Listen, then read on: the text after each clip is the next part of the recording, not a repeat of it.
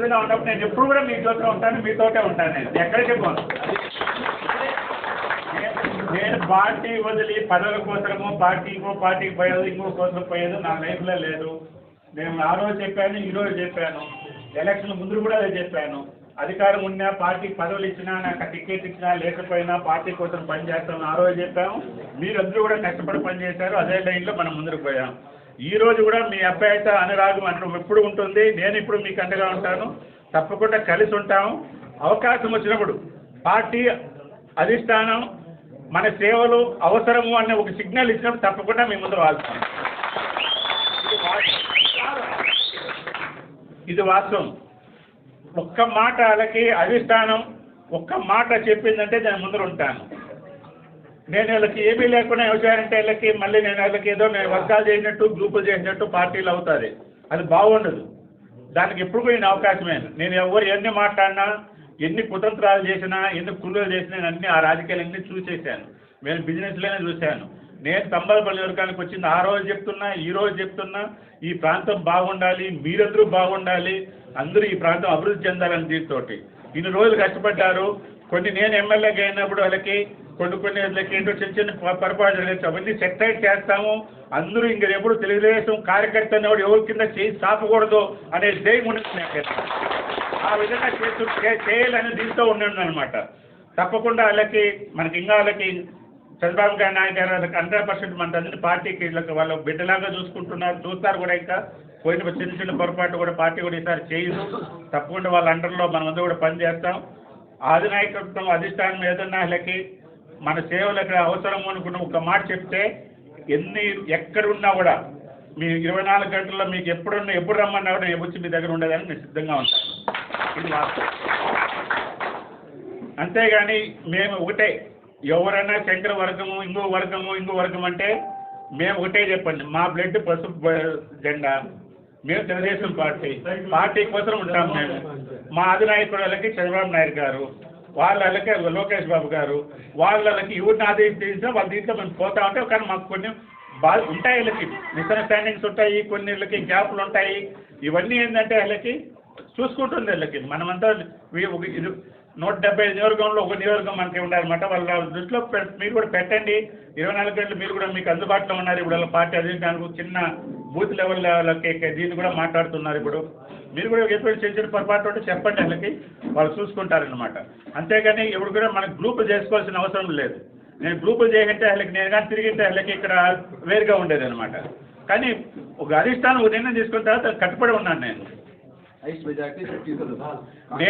నేను వాళ్ళకి ఇప్పుడే కాదు, ఎలక్షన్ల ముందు వాళ్ళకి నేను రెగ్యులర్గా 4-5 రౌండ్లు ఇక్కడ తిరిగి ఉంటే కన్నా వేరుగా ఉంటుంది. డిస్టర్బ్ అవుతున్న పార్టీని ఆ రోజు డిస్టర్బ్ అవుతుంది అనుకున్నాను, ఈ రోజు కూడా డిస్టర్బ్ అవుతుందనే నేను రావడం లేదు. అంతే తప్ప వాళ్ళకి నాకేం వేరే ఇంకా మీతో వదిలిపోవాలని లేదు, లేకపోతే నాకు ఇష్టం లేకుండా లేదు. ఇక్కడ ఎటువంటి ఇది లేదన్నమాట.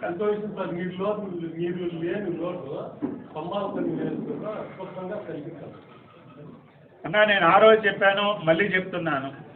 అంటే నేను గర్వంగా అనుకోండి, లేకపోతే నా స్వార్థం అనుకోండి, నా మాదిరి తంబాలపల్లి వర్గంలో ఇంకెవరు రారు. ఎందుకు ఆ మాట చెప్తున్నామంటే నిస్వార్థంగా నేను జీవితంలో చాలా ఇది చూడండి. మా ఊర్లో ఎందుకు ఇల్లు కట్టానంటే వీటి నుంచి 10 రూపాయలు బెంగళూరుకు పోయినాను నేను. మా తాత ఇదే ఇంట్లో నేను ఇదే పుట్టాను, వాళ్ళకి ఇదే ఇంట్లో పుట్టాను. 10 రూపాయలు దీంట్లో పోయి చిన్నగా వాళ్ళకి 40 ఏళ్ళు నలిగి చాలా కష్టపడి పైకి వచ్చినాను. నాకు ఇట్లా ఇవి కుళ్ళు కుతంత్రాలు నాకు తెలియవు. నేను ఇంత దేవుడు నాకు అవకాశం ఇచ్చాడు. ఒకటి పుట్టిన గడ్డకి సేవ చేసే దీనికి అవకాశం వచ్చినప్పుడు నాకు స్వార్థం లేదు. ఆ రోజు వాళ్ళకి ఈ రోజు కూడా వాళ్ళకి 3 ఎలక్షన్లు నేను తంబాలపల్లి నియోజకవర్గంలో చేశానంటే కదా, ఎప్పుడైనా ఏ ఎలక్షన్ అయినా కూడా మనం ఎవరికైనా తక్కువ అయ్యామా? ఎప్పుడూ లేదు. ఆపోజిషన్ కన్నా ఎక్కువ ముందుకు పోయాం. గెలుస్తాం కూడా అది మామూలు అనమాట. ఎలక్షన్లో ఎన్నిక పట్టాము, మేము వాళ్ళకి మేనేజ్మెంట్ చేసుకోలేకపోయాము అనేది ఎప్పుడూ లేదు. 3 ఎలక్షన్లో కూడా మీరు గమనించారు. ఎప్పుడు కూడా మా కార్యకర్త వాళ్ళకి కారు ఎగిరేసుకొని ఎలక్షన్ చేశాడు. మళ్ళీ తర్వాత సంగతి అనమాట. అలాగా నిస్వార్థంగా చేశాం. ఇప్పుడు ఏంటంటే వాళ్ళకి అంతా కమర్షియల్ అయిపోయినారు రాజకీయ నాయకులు. ఇక అక్కడేం దొరుకుతుందా ఇక్కడేం దొరుకుతుందా అనేది అనమాట.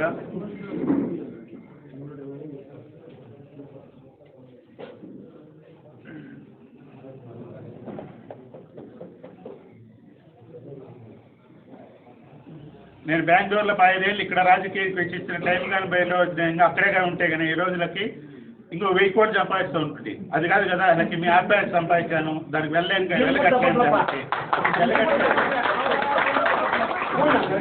వెళ్ళగట్లేంది ఏంటి నాకు తెలుసు. తంబాలపల్లి వర్గంలో నేను వచ్చిందంటే వాళ్ళకి అంత అందరూ, ఎందుకంటే ప్రతి ఒక్కరికి నాకు తెలిసి 15 ఏళ్ళు నా చరిత్రలో ఎవ్వరికి తప్పు అనేది నేను తెలియకుండా ఏదైనా జరుగుతుందేమో కానీ తెలిసి మాత్రం ఎవరికి కూడా లేదు.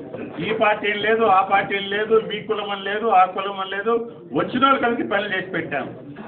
నేను ఎప్పుడు కూడా ఏంటంటే నా వ్యక్తిత్వం ఏంటంటే మర్చిపోయి ముందుకు సాగుతుండేవాడిని, ముందు ప్రయాణం కాలేదు.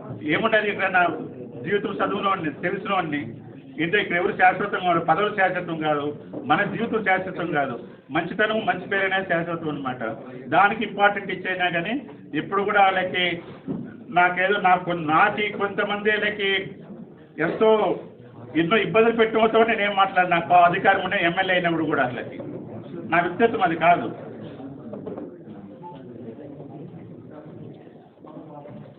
ఏదేమైనా రుణానుబంధం దేవుడు మళ్ళీ రాసి పెట్టేట్టు తప్పకుండా నేను మళ్ళీ మనకు వస్తాయి, మన మంత్రులు వస్తాయి, మీరు ముందుకుంటారు. మనమందరూ కలిసి ఉంటే రోజులు దగ్గరలో వస్తాయి. మనమందరూ ప్రజలకి ఇంకా సేవ చేసే రోజులు దగ్గరలో వస్తాయని ఆగిస్తున్నాం. దానికందరూ కట్టుబడి ఉన్నాం అన్నమాట.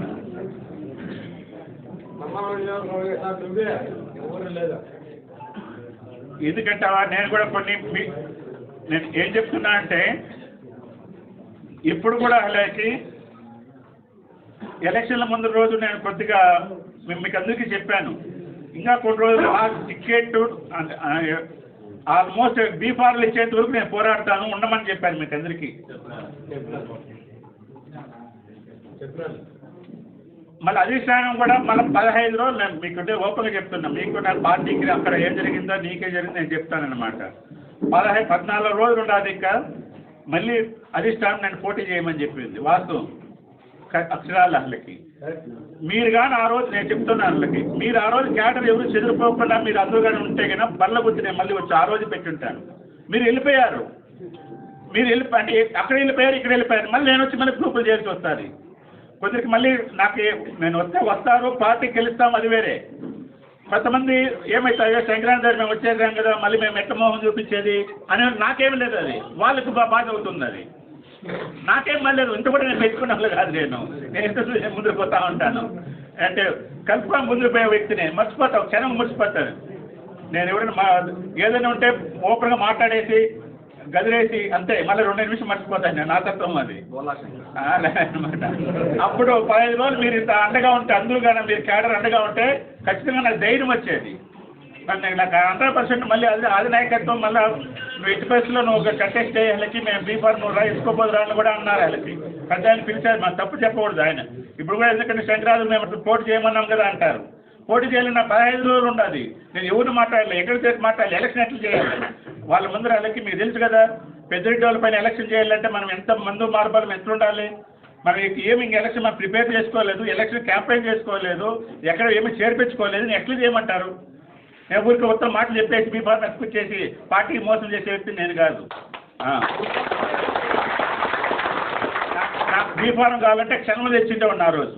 అట్లాగే నేను చెప్పేసి మాటల్లో అట్లాగానే పోటీ రమ్మని చెప్పారు, నువ్వు పోటీ చేయమని చెప్పారు, బీఫార్మ్ ఎక్కిపోదు రమ్మని చెప్పారు. నేను పోయి తెచ్చేసి నేను మళ్ళీ వాళ్ళకి ఎలక్షన్ కరెక్ట్గా మందు మార్పులు నేనేం పెట్టకుండా వాళ్ళకి లేదు మళ్ళీ పెట్టి మీకు మోసం చేసినట్టు అవుతాను. నేను నా తత్వం అది కాదు. వాళ్ళకి ఎప్పుడు వాళ్ళకి మనం చేయెత్తుకొని వాళ్ళకి ఎప్పుడు తలెత్తుకునే పని చేయాలి. అందుకని నేను ఆ రోజు 15 రోజులు ఎన్నిక పోవాల్సి వచ్చింది అనమాట. నేను వాస్తవం మంచిగానే చెప్పాను. ఇప్పుడు నాకు క్యాడర్ చెదిరిపోయారు, ఆడ మళ్ళీ వర్గాలు అవుతాయి, ఆడ వాళ్ళకి మనకి వాళ్ళకి అక్కడ వర్గం ఇక్కడ వర్గం అవుతుంది. అది కాదు కదా. ఇప్పుడు దీంట్లో తీరా ఎన్నికలు వచ్చినప్పుడు మనం ముందుకు పని చేయడం వల్ల చేలు పెరగడం అనేది కరెక్ట్ కాదు. మీరు గెలిస్తే నాకు కూడా ఏదో విధంగా తంబలపల్లి, ఎందుకంటే వాళ్ళు కూడా చెడ్డ పేరు అక్కడ ఉండింది.